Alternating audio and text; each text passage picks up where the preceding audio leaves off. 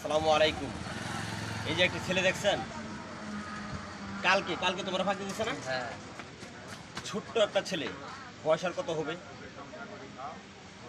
আমরা বাংলা এক পৃষ্ঠা মুখস্থ করতে পারি না।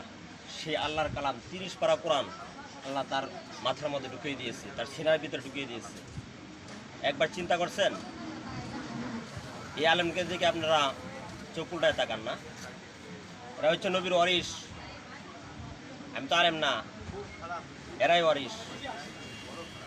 এদেরকে যারা কষ্ট দিবি, আমার রক্ত ছটফট শুরু হয়ে যায়। ভাইয়েরা, যারা আলেমদেরকে ভালোবাসেন অবশ্যই আমার ভিডিওতে একটা লাইক দিবেন, ঠিক আছে? আর তোমার বাড়ি কোথায়? দিনাজপুর দিনাজপুর। তুমি কোন মাঝে হাতে পড়ছো? জামিয়া রশিদে তুমি হ্যাফজ করছো কোথায় থেকে? করছি বাংলা বাজার গজারেপাড়া। গদারিয়াপাড়া।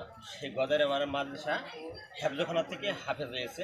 সেই কালকায় কিন্তু পাগড়িটা পাইছে, আমার কাছে আসছে, অনেক ভালো লাগছে। ঠিক আছে, তুমি আমার জন্য দোয়া করবা। আমার জন্য দোয়া করবেন। আর ফেসবুকে যারা দেখতেছেন ভিডিওটা অবশ্যই আপনারা দেখেন, অবশ্যই আপনাদের ভালো লাগবে। আলেমদেরকে সম্মান করতে শিখুন, আপনিও সম্মানী হয়ে যাবেন ইনশাআল্লাহ। আলেমদেরকে উল্টা চোখে দেখবেন, আপনার উল্টাভাবে জীবন বর চলতে হবে। সকলের কাছে দোয়া চাই।